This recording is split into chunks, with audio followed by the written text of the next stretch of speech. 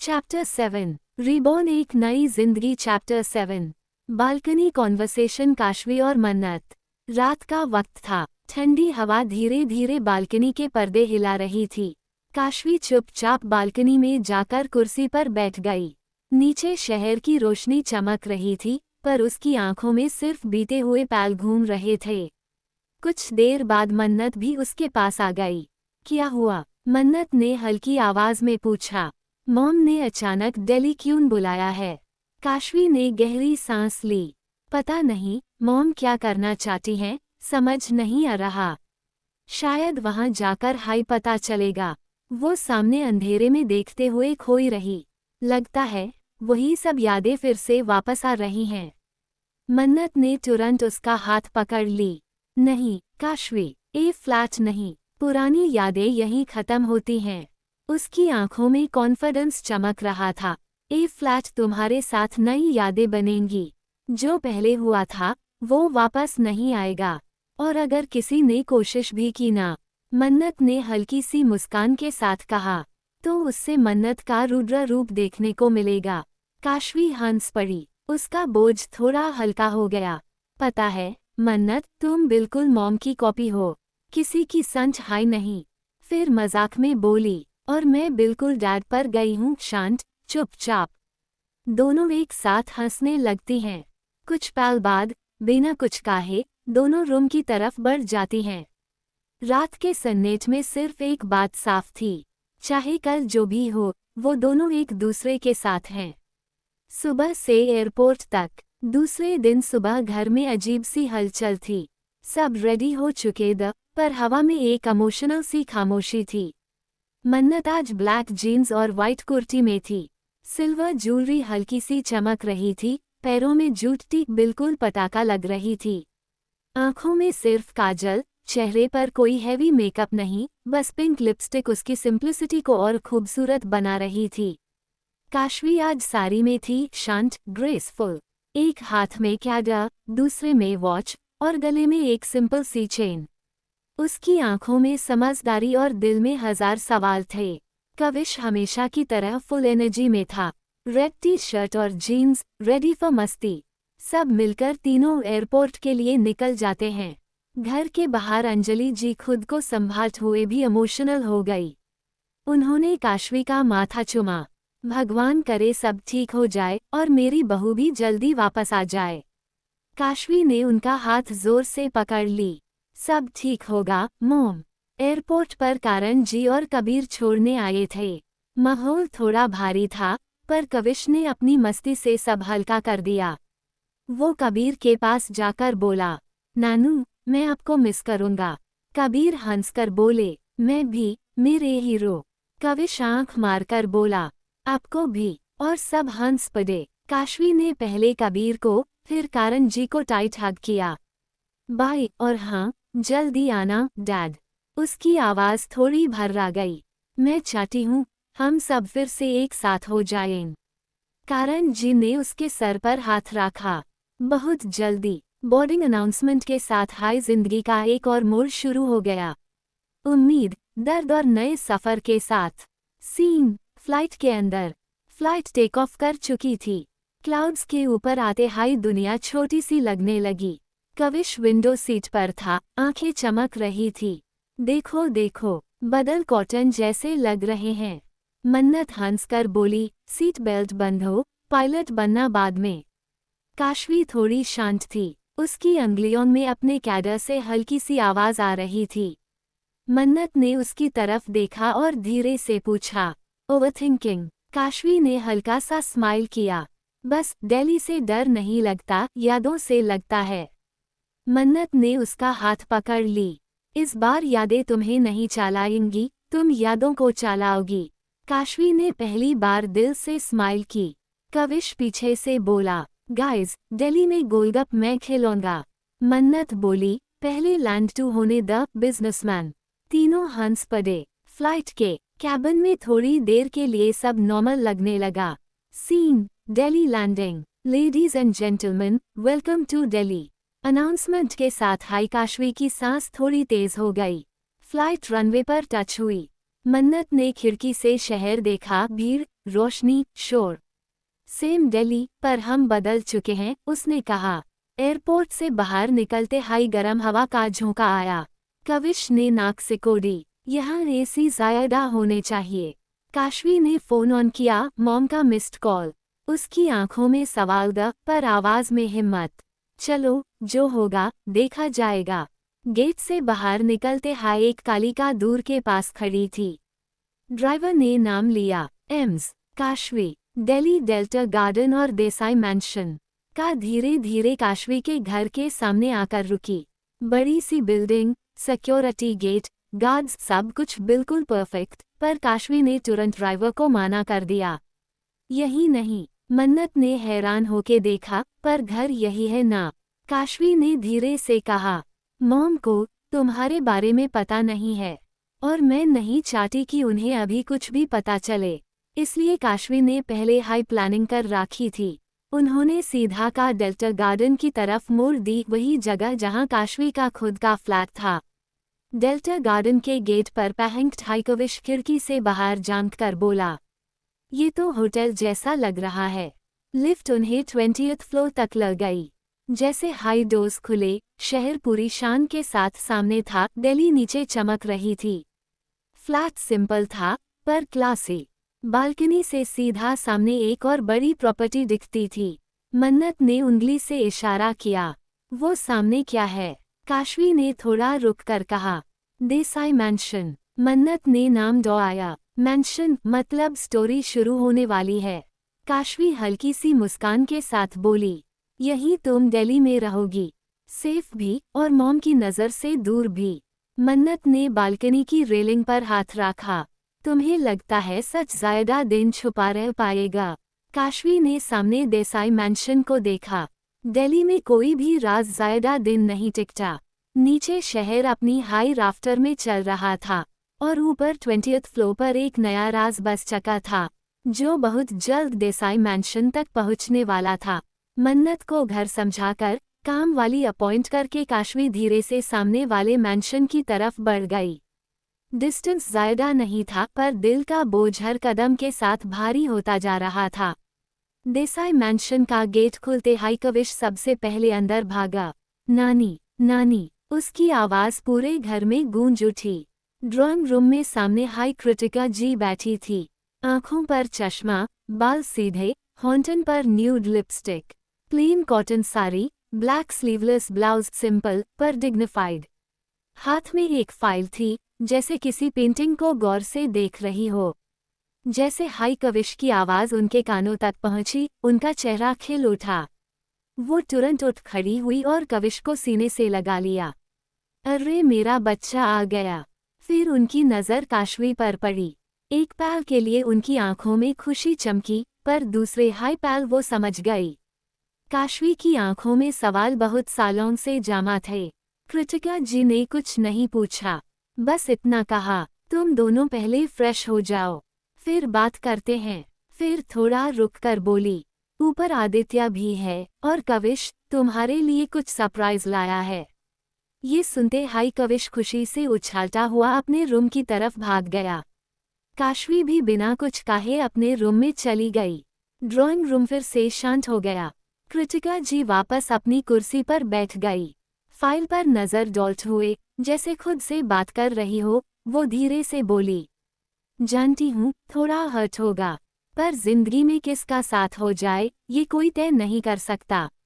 उन्होंने चाशम के पीछे से नज़र फाइल पर हाई जमाए रखी, और अगर साथ न माइल तो मेरी तरह से तुम भी अकेले रह जाओगी। उन्होंने फाइल बैंड की। रूम में बस पेपर की आवाज़ गूंजी, और एक फैसला जो बहुत पहले ले लिया गया था। फ्रेश होने के बाद सब लोग हॉल में आए। जैसे हाई आदित्य ने कविश और काशवी को देखा, उसने दोनों को प्यार से गले लगा लिया। फिर आदित्य ने मुस्कुराते हुए कविश को एक बड़ा गिफ्ट बॉक्स दिया। कविश ने जब बॉक्स खोला तो उसमें बहुत सारे रंग बिरंगे टॉयज थे। कविश की आंखें चमक उठी और वो खुशी से ताली बजाने लगा। उसके बाद आदित्य ने काशवी को एक छोटा सा एलिगेंट बॉक्स दिया। काशवी ने जैसे हाई बॉक्स खोला, उसमें रूबी पिंक डायमंड की रिंग थी। काशवी एक पल के लिए चुप हो गई, फिर उसकी आंखों में खुशी भर आई। वो तुरंत आदित्य के गले लग गई और सॉफ्टली बोली, थैंक यू। फिर आदित्य अपनी मॉम कृतिका जी के पास गया और उन्हें भी एक बॉक्स दिया। बॉक्स के अंदर गोल्ड के खंगन का सेट था। कृतिका जी बहुत खुश हो गई। उन्होंने प्यार से आदित्य को देखा और बोली, अरे बेटा, इसकी कोई जरूरत नहीं थी। आदित्य ने मुस्कुराते हुए कहा, मॉम, आपके लिए तू हमेशा कम हाई लगता है। इस प्यारे से पल के बाद सब लोग साथ में डाइनिंग टेबल पर आ गए। टेबल पर गर्मा गर्म पराठे, बटर, फ्रूट्स, जूस और चाय राखी थी। हंसी मजाक, छोटी छोटी बातें और फैमिली की वार्मथ के साथ सब मिलकर नाश्ता करते हैं और पूरा हॉल खुशियों से भर जाता है। Cherry blossom. शाम धीरे धीरे रात में बदल चुकी थी। घड़ी ने 7 बजने का टाइम दिखाया। हॉल में हल्की सी येलो लाइट जल रही थी। सोफा पर बैठी काशवी अपने लैपटॉप स्क्रीन पर गहरी नज़रों से काम देख रही थी। पंजाब ट्रिप के 4 दिन जैसे उसके काम का पहाड़ बन गए थे।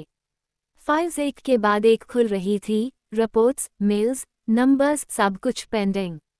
लैपटॉप के स्क्रीन पर दिल्ली के जीवन हॉस्पिटल का प्रेजेंटेशन ओपन था। उसके सामने एक नई जिम्मेदारी थी, मुंबई ट्रांसफर। वहीन की मैनेजमेंट को उससे डिटेल रिपोर्ट सबमिट करनी थी। काशवी ने थकान से अपनी आंखों को मसाला, फिर कॉफी का कप साइड टेबल से उठाया। एक गहरी सांस लेकर उसने खुद से कहा, बस थोड़ा और, ये रिपोर्ट आज हाई कंप्लीट करनी है। कीबोर्ड पर उसकी अंगुलियां तेज चल रही थी, पर मन के किसी कोना में एक अजीब सा बोझ था। नया शहर, नया हॉस्पिटल, नई जिंदगी और पुरानी यादें जो यूज बार बार डिस्ट्रैक्ट कर रही थी। हॉल में पूरी खामोशी थी, सिर्फ लैपटॉप की हल्की सी टाइपिंग साउंड और वॉल क्लॉक की टिक टिक। पर इस शांत माहौल के बीच काशवी के जीवन में एक नया मोड़ लिखा जा रहा था। हॉल की शांति को पैरों की हल्की आहट तोड़ देती है। कृतिका जी धीरे से हॉल में आती हैं। उनके चेहरे पर वही शांत पर अथॉरिटी से भरी हुई एक्सप्रेशन थी। वो पास खड़ी सर्वेंट कमला टाई की तरफ मुड़ती हैं और कहती हैं, कमला टाई, आदित्य को स्टडी रूम में आने को बोलो। कमला टाई से हिलाकर बोलती है, जी मैडम, और तुरंत स्टडी रूम की तरफ चली जाती है। कृतिका जी फिर अपनी नज़र काशवी पर डॉलती हैं। लैपटॉप की स्क्रीन पर अभी भी रिपोर्ट्स खुली हुई थी, पर काशवी का ध्यान थोड़ा भटक चुका था। कृतिका जी ने सॉफ्ट पर फर्म आवाज में कहा, काशवी, चलो, मुझे आपसे थोड़ी बात करनी है। काशवी ने तुरंत लैपटॉप बैंड नहीं किया, बस स्क्रीन लॉक की। उसने एक पल कृतिका जी को देखा। उनके चेहरे से समझ आ रहा था कि बात सीरियस है। जी मॉम, कहकर काशवी खड़ी हो जाती है। दोनों धीरे धीरे हॉल से बाहर निकलती हैं। काशवी के दिल की धड़कन तेज हो चुकी थी।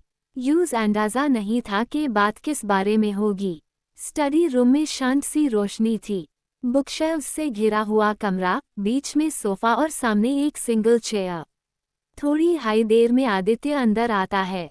उसके पीछे काशवी और कृतिका जी भी आ जाती हैं। आदित्य थोड़ा कंफ्यूज सा होकर बोलता है, मॉम, बोलिए, आप बुला रही थी। काशवी बस हल्की सी हाँ कहकर चुप रह जाती है। कृतिका जी हाथ के इशारे से कहती हैं, आप दोनों बैठ जाओ। आदित्य और काशवी सामने सोफा पर बैठ जाते हैं, जबकि कृतिका जी उनके सामने सिंगल चेयर पर बैठती हैं। कमरे में एक गहरी सी सीरियसनेस आ जाती है। कृतिका जी बोलना शुरू करती हैं, आप दोनों के दिल में एक सवाल जरूर होगा कि हम अचानक दिल्ली क्यों आए हैं। वो थोड़ा रुकती हैं, फिर कहती हैं, आज हम उसका जवाब देने वाले हैं। वो आदित्य की तरफ देखती हैं। आदित्य, आपकी और अवनी की एंगेजमेंट है 5 दिन बाद। ये सुनते हाई आदित्य शॉक हो जाता है। एक पल के लिए वो कुछ बोल नहीं पाता, फिर उसके चेहरे पर खुशी आ जाती है। ये वही बात थी जो वो काफी वक्त से कहना चाहता था। कृतिका जी फिर काशवी की तरफ देखती हैं। उनकी आवाज इस बार थोड़ी ज्यादा सॉफ्ट हो जाती है। काशवी बेटा, हम आपको समझते हैं। हम चाहते हैं कि आप अपनी जिंदगी में आगे बढ़ें। वो गहरी सांस लेती हैं। हमें पता है, पिछले सालों में हमने आपकी किसी और के साथ शादी करवाने की बहुत कोशिश की, पर आप कभी नहीं मानी। काशवी चुप थी, बस नजरें नीचे झुकी हुई। कृतिका जी आगे कहती हैं, इसीलिए हमने ये फैसला लिया है कि आप विक्रम को एक मौका दें। आदित्य और काशवी दोनों एक दूसरे की तरफ देखते हैं। 1 महीने बाद कृतिका जी कंटिन्यू करती हैं, हमने आदित्य और अवनी की शादी तय की है। इस 1 महीने को सिर्फ टाइम समझो। उनकी आवाज में फर्म भरोसा था। अगर इस 1 महीने में आपको लगा कि आप कंफर्टेबल नहीं हो या आपका मन नहीं मानता, तो आप बिना किसी दबाव के वापस आ सकती हो। फिर वो सीधा सच बोल देती हैं, पर ये फैसला मैंने सिर्फ कविश के लिए लिया है। आप जानती हो बिना पिता के रहना कैसा होता है। उनकी आंखों में इमोशन चमक आता है। हम जानबूझकर कविश के साथ ये नहीं कर सकते। कृतिका जी थोड़ा झुककर कहती हैं, सोचो काशवी, मुझे पता है आपका फैसला पहले हाँ है, क्योंकि आप हमारी बेटी हो। स्टडी रूम में हवा और भी भारी हो जाती है। कृतिका जी की आवाज़ इस बार थोड़ी भीगी हुई थी, पर फैसला अभी भी पक्का। वो काशवी की तरफ देखकर कहती हैं, मुझे पता है आप उनसे अभी भी प्यार करती हो। एक छोटा सा पॉज, बस उन्हें एक मौका दे दो। काशवी की आंखें भर आती हैं, पर वो अपनी आवाज़ संभाल कर कहती है, मॉम, आपने बोला है और मैं ज़रूर मौका दूंगी। फिर वो थोड़ा रुककर आगे बोलती है, पर मुझे आपसे एक सवाल पूछना है। उसकी आवाज़ हल्की सी कांप रही थी। मुझे यहाँ आए 5 साल हो गए हैं। भाई को आप यहाँ टैब से लाई हो, जब वो सिर्फ 4 साल का था। काशवी की नज़र आदित्य पर जाती है। वो धीरे से बोलती है, ना भाई। आदित्य भी पहली बार इतना सीरियस होता है। वो सीधा कृतिका जी की तरफ देखकर बोलता है, यस मॉम, मैंने कभी आपसे पूछा नहीं, पर आज मुझे भी जाना है। कमरे में सन्नाटा छा जाता है।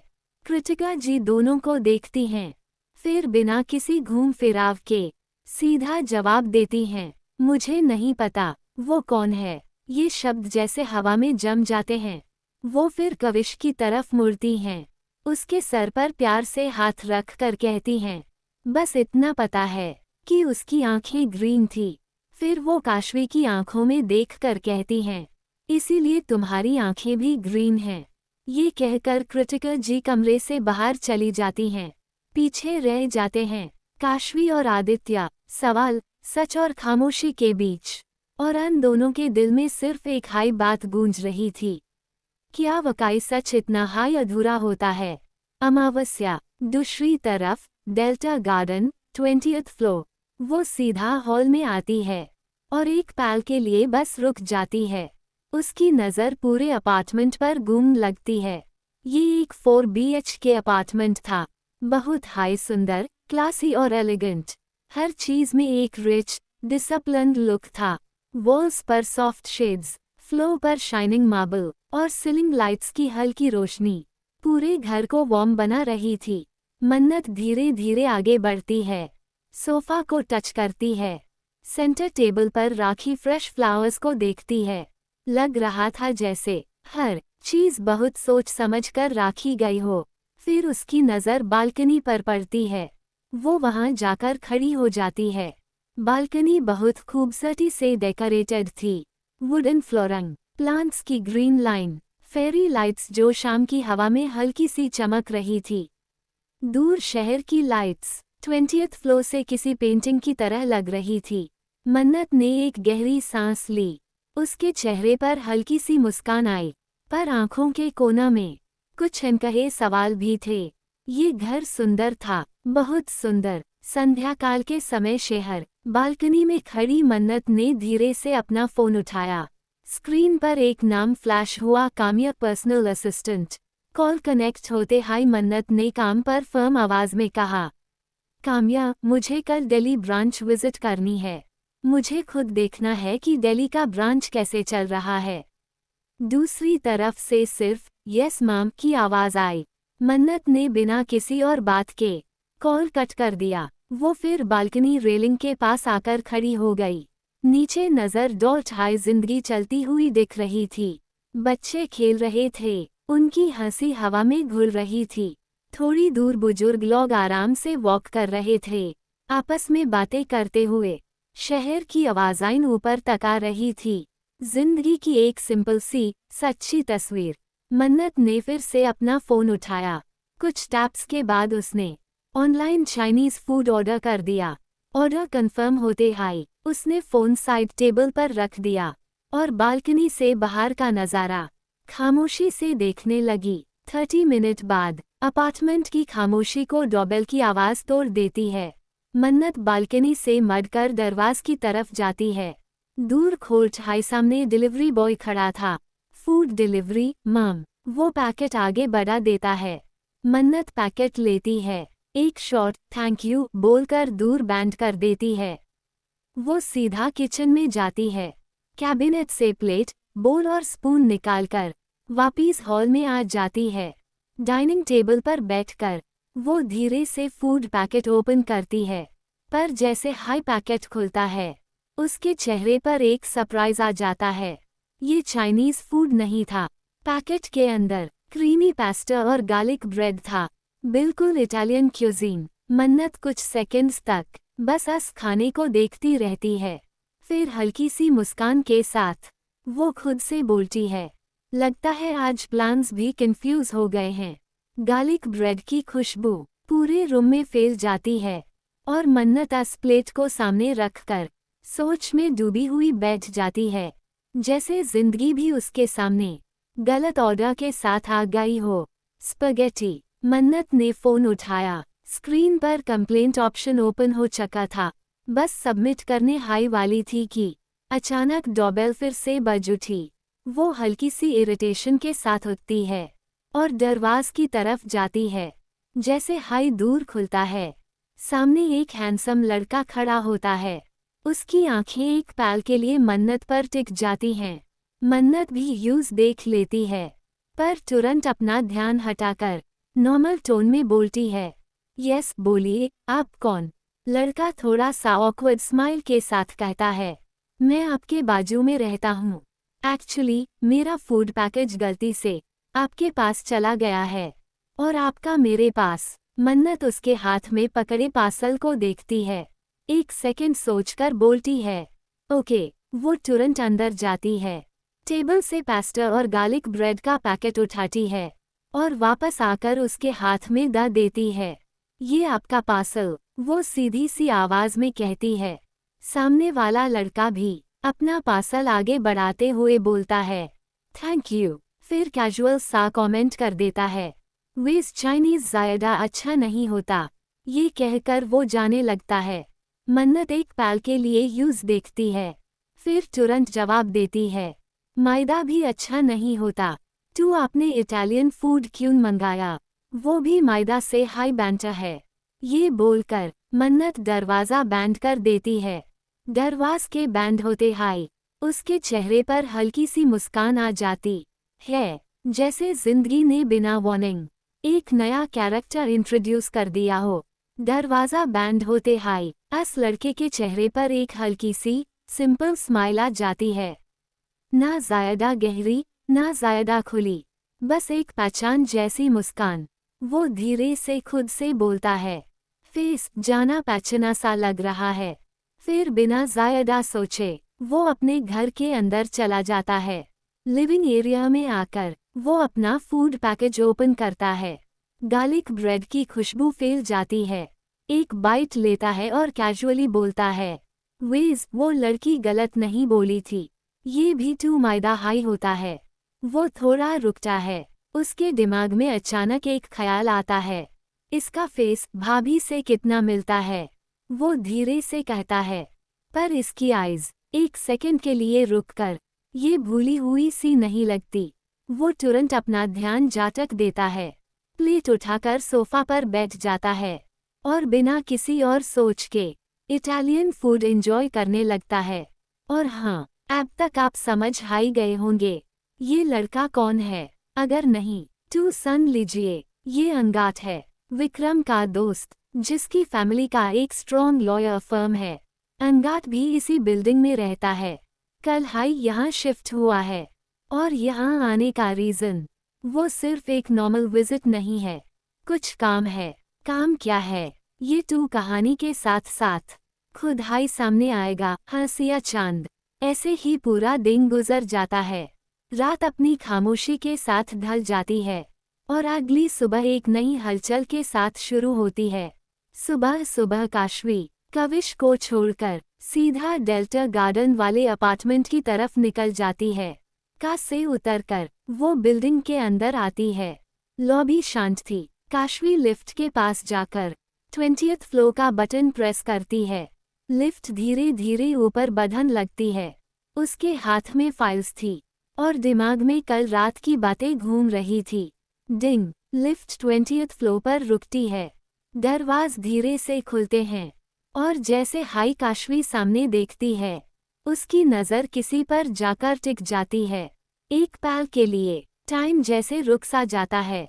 सामने खड़ा शख्स बिल्कुल अनएक्सपेक्टेड था। काशवी की सांसें एक सेकंड के लिए अटक जाती हैं, क्योंकि जिसे वो देख रही थी वो सिर्फ एक अजनबी नहीं लग रहा था, कोई पुराना एहसास अचानक उसके सामने खड़ा था। लिफ्ट के दरवाजे पूरी तरह खुलते हैं। सामने और कोई नहीं, अंगात श्रीवास्तव खड़ा होता है। जैसे हाई उसकी नज़र काशवी पर पड़ती है, उसके मुंह से भी इख्तियार निकल जाता है। भाभी। वो खुद भी समझ नहीं पात ये लफ्ज़ कैसे उसकी जुबान पर आ गया। काशवी भी यूज देखकर कुछ कहने हाई वाली होती है, तभी कॉरिडोर के दूसरे एंड से मन्नत चलते हुए आती है। मन्नत ने ये नहीं सुना कि अंगात ने काशवी को भाभी कहा। वो सीधा काशवी को देखकर बोलती है, तुम यहाँ। ये सुनकर अंगात और कविश दोनों मन्नत की तरफ देखते हैं। अंगात पहले मन्नत को देखता है, फिर धीरे से अपनी नज़र काशवी पर ल जाता है और मन्नत बस काशवी को देखती रह जाती है। एक पल, दो पल, उसकी आंखें जैसे कुछ पहचान रही हो। सांस अटकती है, चेहरा सफ़ेद बैठ जाता है और अगले हाई सेकंड अंगात वही ज़मीन पर बेहोश हो जाता है। अंगात जी। ये देखकर काशवी घबरा जाती है। वो तुरंत आगे बढ़कर बोलती है, अंगात जी। पर मन्नत बिल्कुल रिस्पॉन्स नहीं करती। ना पलक हिली, ना सांस का एहसास, जैसे यूज कुछ पता हाई ना हो। कॉरिडोर में सन्नाटा छा जाता है। लिफ्ट पीछे बैंड हो चुकी होती है। काशवी और मन्नत मिलकर बेहोश पड़े अंगात को संभालती हैं और यूज घर के अंदर सोफा पर लेटा देती हैं। काशवी तुरंत अपना प्रोफेशनल साइड ल आती है। वो अंगात की पल्स चेक करती है। उसकी आंखों के पास हाथ ल जाकर रिएक्शन देखने की कोशिश करती है। उसका चेहरा सीरियस है, फोकस्ड, जैसे ये सिर्फ एक पेशेंट हो। और मन्नत बस वही खड़ी अंगात को देखती रह जाती है। उसके दिमाग में एक हाई सवाल गूंज रहा था, एक आदमी किसी को देखकर ऐसे कैसे बेहोश हो सकता है। उसकी नज़र काशवी पर जाती है। पल भर के लिए यूज लगता है जैसे काशवी और वो खुद एक जैसे दिखते हैं। फिर अचानक एक और ख्याल उसके ज़हन में चुभ जाता है, पर पापा जब काशवी को देखा था तब वो बेहोश नहीं हुए थे। उसका दिमाग और तेज चलने लगता है। या फिर ये भाई कबीर भी बेहोश नहीं थे। मन्नत की आंखें घूरकर फिर से अंगात पर टिक जाती हैं। तभी काशवी सीधी आवाज में कहती है, मन्नत पानी ल आओ। मन्नत एक पल के लिए रुक जाती है। उसका मन कहीं जाने का नहीं था, जैसे वो इस कमरे, इस पल, इस सच से दूर नहीं जाना चाहती हो।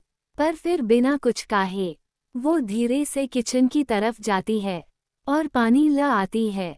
सोफा पर बेहोश पड़ा अंगात और सामने खड़ी दो औरतें, जिनके बीच का रिश्ता अभी शब्दन में आना बाकी था। काशवी अपनी हथेली में थोड़ा सा पानी लेती है और धीरे से अंगात के चेहरे पर छिड़क देती है। कुछ हाई पल में अंगात की पलकें हिलती हैं, उसकी सांस गहरी होती है और वो होश में आ जाता है।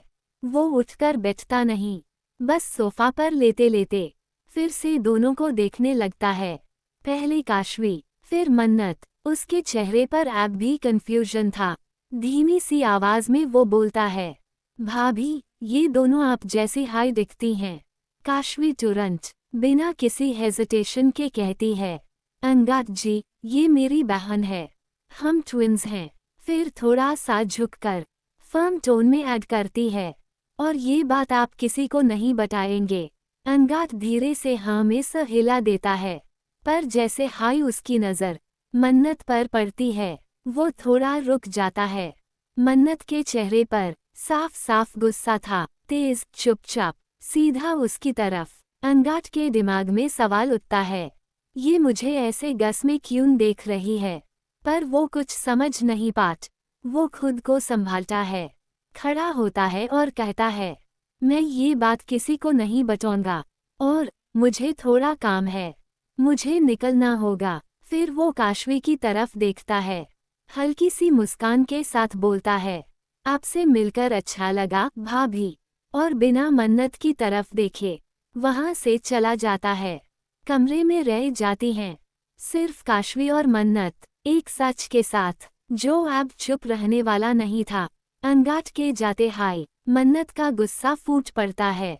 वो काशवी की तरफ मड़कर तेज आवाज में बोलती है, ये कौन था काशवी, और ये तुम्हें भाभी क्यों बोल रहा था?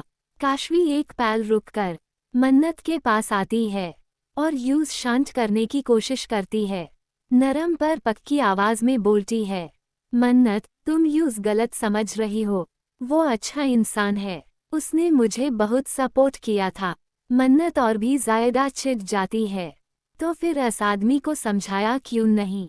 फिर गस में कहती है, मुझे ये आदमी लोग बिल्कुल पसंद नहीं है। काशवी उसका हाथ पकड़कर कहती है, नहीं मन्नत, ऐसा नहीं होता। फिर वो थोड़ी देर चुप रहकर अपनी जिंदगी का दर्द भरा सच बोलती है, जब मेरी शादी हुई थी ना, तब भी एक छोटी सी मिसअंडरस्टैंडिंग हो गई थी। मन्नत उसकी तरफ देखती है। काशवी धीरे से आगे बोलती है, शायद तुम भी विक्रम जी को गलत समझ रही हो। फिर बात का रुख बदलते हुए कहती है, वेज मैं यहाँ इसलिए आई हूँ क्योंकि मुझे विक्रम जी से मिलने जाना है, तुम भी साथ चलो। एक पल रुककर ऐड करती है, बस मास्क पहन लेना और चलो।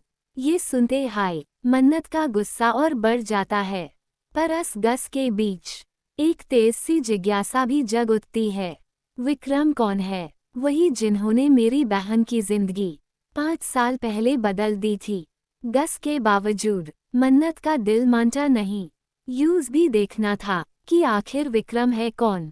आज मन्नत ने ब्लू जीन्स और ब्लैक टॉप पहना हुआ था, चेहरे पर मास्क और उसके कर्ली हेयर खुले हुए थे, सिंपल पर कॉन्फिडेंट। काशवी ने आज फॉर्मल कोट पंथ का सेट पहना था, पूरा लुक प्रोफेशनल और कंपोज, दोनों साथ साथ। राठौड़ इंडस्ट्रीज पहनती हैं।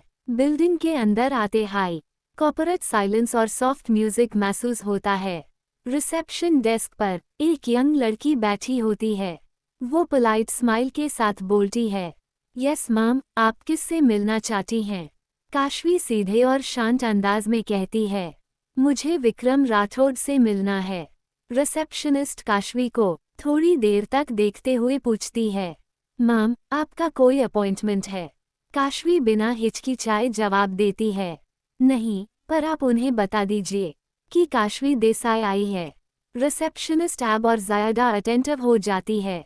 वो फोन उठाने हाई वाली होती है, तभी पीछे से एक गहरी पचानी सी आवाज आती है। रिसेप्शन एरिया में गूंजती हुई इस आवाज के साथ एक आदमी तेज कदमों से सामने आता है। भाभी, भाभी, ये आवाज सुनकर पूरा रिसेप्शन एक पल के लिए रुक सा जाता है। सामने एरियन खड़ा होता है, चेहरे पर बेइंतहा एक्साइटमेंट, आंखों में खुशी। वो सीधा काशवी के पास आकर बोलता है, आप यहाँ कब आए? क्या आप भाई से मिलने आई हो? काशवी कुछ कहने हाई वाली होती है, पर एरियन इतना बात करने में बिजी होता है कि यूज ये भी याद नहीं रहता कि काशवी के बाजू में कोई और भी खड़ा है। रिसेप्शनिस्ट बस देखते रह जाती है और मन्नत मास्क के पीछे से ये सब खामोशी से ऑब्जर्व करती रहती है। काशवी हल्की सी मुस्कान के साथ बोलती है, एरियन, आप यहाँ? एरियन और ज्यादा खुश हो जाता है, हाँ भाभी, मैं यही हूँ। काशवी सीधा जवाब देती है, हाँ, मैं आपके भाई से मिलने आई हूँ। ये सुनते हाय एरियन बिना वक्त गवाए बोलता है, तो चलिए ना, भाई ऊपर हाई हैं। वो लिफ्ट की तरफ बढ़ जाता है, काशवी उसके साथ, और उनके पीछे पीछे मन्नत चलती है, खामोश, मास्क के पीछे छुपी हुई। लिफ्ट ऊपर बढ़ती है और कुछ हाई पैल में टॉप फ्लोर पर पहुंच जाती है। लिफ्ट के दरवाज खुलते हाई एरियन का चेहरा और चमक उठता है। भाभी, आप यहाँ, वो खुशी से बोलता है। 5 साल बाद अपनी मैम समा भाभी को देखकर वो सच में बहुत खुश होता है। एरियन लगातार बातें करने लगता है, पुरानी यादें, और बीच बीच में हंसी। काशवी भी मुस्कुराते हुए शांति से उसकी बातों का जवाब देती रहती है। उसकी मुस्कान में अपनापन और मैच्योरिटी दोनों थे।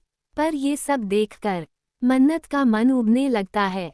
वो इधर उधर देखने लगती है, ग्लास वॉल्स के बाहर शहर को, घड़ी को, और फिर अन दोनों को, जैसे पूछ रही हो कब खत्म होगी ये। तीनों विक्रम के कैबिन के बाहर आकर रुक जाते हैं। कैबिन का ग्लास दूर सामने था, अंदर हल्की सी रोशनी, और नेमप्लेट पर लिखा हुआ था, विक्रम राठौड़। एरियन हाथ बढ़ाकर दूर नॉक करता है, पर अस्पैल काशवी का दिल जोर जोर से धड़कने लगता है। उसकी सांसें थोड़ी तेज हो जाती हैं। 5 साल, पूरे 5 साल बाद वो अपने प्यार के सामने खड़ी थी। उसके मन में सवालों का तूफान था। क्या विक्रम अभी भी वेज हाई होंगे? क्या मुझे देखकर पहचान पाएंगे? या फिर सब कुछ बदल चुका होगा? हाथ अनजाने में उसके कोट के बटन को पकड़ लेते हैं। आंखों में डर भी था और उम्मीद भी। कैबिन के अंदर से किसी के चेयर हिलने की आवाज आती है, और काशवी बस उसी पल का इंतजार कर रही थी, जो उसकी जिंदगी का सबसे मुश्किल और सबसे जरूरी पल बनने वाला था। अंदर आ जाओ, कैबिन के अंदर से आई हुई आवाज के साथ तीनों अंदर आ जाते हैं। कैबिन स्पेशियस था, विंडो के पास बड़ा सा डेस्क, और उसके पीछे विक्रम चेयर पर बैठा काम कर रहा था। उसके बिल्कुल बाजू में अंगाट बैठा हुआ था, किसी फाइल पर बात चल रही थी। जैसे हाय अंगाट की नज़र सामने पड़ती है, वो अचानक चुप हो जाता है। उसकी आंखें पहले काशवी पर जाती हैं, फिर बिना चाहे मन्नत पर टिक जाती हैं। मन्नत की आंखों में अंगाट के लिए साफ गुस्सा था। अंगाट एक पल के लिए अंदर घबरा जाता है, पर अपने चेहरे पर कुछ ज़हीर नहीं होने देता। तभी विक्रम की नज़र ऊपर उठती है, और जो वो देखता है उसके लिए बिल्कुल अनएक्सपेक्टेड होता है। उसकी आंखें एक पल के लिए जम सी जाती हैं, सांस अटक जाती है। काशवी नाम जैसे बिना आवाज के उसके होठों से निकलता है। वो तुरंत चेयर से खड़ा हो जाता है और सीधा काशवी की तरफ बढ़ने लगता है, जैसे बाकी सब कुछ एकदम गायब हो गया हो। पर उसी पल अंगाट आगे बढ़कर उसका रास्ता रोक लेता है और कैजुअल सी आवाज में बोल देता है, अरे भाभी जी, आप यहाँ। विक्रम रुक जाता है। वो गस भरी नज़र से अंगाट को देखता है, आंखों में सवाल और इरिटेशन दोनों, पर वो कुछ बोलता नहीं। कैबिन के अंदर खामोशी भर जाती है, एक ऐसी खामोशी जो पुरानी मोहब्बत, छुप हुए सच और आने वाले तूफान का इशारा दे रही थी। काशवी अपनी घबराहट को संभालकर शांत पर फर्म आवाज में बोलती है, हमें विक्रम जी से कुछ बात करनी थी। जैसे हाय विक्रम जी उसके मुंह से निकलता है। विक्रम के चेहरे पर एक पल के लिए सुकून और खुशी दोनों आ जाते हैं। उसके लिए ये सिर्फ शब्द नहीं थे, ये इज्जत भी थी, और वही पुराना अपनापन भी। वो जैसे एक झटके से होश में आता है, फिर बिना कुछ कहे एरियन और मन्नत की तरफ मुड़ता है। अंगाट एक एक का हाथ पकड़ता है और उन्हें कैबिन से बाहर की तरफ ले जाने लगता है। मन्नत पहले गस से अंगाट को देखती है। मास्क के पीछे भी उसकी आंखें सब कह रही थी, पर अगले हाई पल वो समझ जाती है, काशवी और उसके जीजू को अकेला रहने का वक्त देना जरूरी है। वो बिना कुछ कहे अंगाट के साथ बाहर निकल जाती है। कैबिन का दूर धीरे से बैंड होता है और अंदर रह जाते हैं सिर्फ काशवी और विक्रम। 5 साल की दूरी, अधूरी बातें, और दिल में दबे जज्बात अब आखिरकार सामने आने वाले थे। जैसे हाय अंगाट, एरियन और मन्नत कैबिन से बाहर आते हैं। मन्नत गस से अंगाट की तरफ देखती है और एक झटके में अपना हाथ उसके हाथ से छुड़ा लेती है। अंगाट थोड़ा सा चौंक जाता है पर कुछ बोल नहीं पाता। तब जाकर एरियन को फाइनली एहसास होता है कि यहाँ एक और भी मौजूद है। अभी तक वो अपनी भाभी से बात करने में इतना बिजी था कि उसने मन्नत को ठीक से नोटिस ही नहीं किया था। वो कैजुअल और स्माइल के साथ बोल देता है, हेलो ब्यूटीफुल लेडी, आप कौन हो? ये सुनते हाय मन्नत रुकती है, धीरे से मड़कर एरियन को घूर कर देखती है और बिना किसी हेजिटेशन के बोलती है, बेवकूफ। ये कहकर वो सीधा आगे बढ़ जाती है। मन्नत के जाते हाय अंगाट भी उसके पीछे चल पड़ता है, जैसे कुछ कहना चाहता हो या यूज रोकना चाहता हो। और एरियन अपने लिए बेवकूफ सुनकर थोड़ा सा चिढ़ जाता है। वो भी इरिटेट होते हुए अंगाट और मन्नत के पीछे पीछे चल देता है। कॉरिडोर में 3 लोग चल रहे थे, एक गस में, एक कंफ्यूजन में और एक अपनी बेइज्जती से परेशान। और आगे ये मुलाकात और भी रंग दिखाने वाली थी।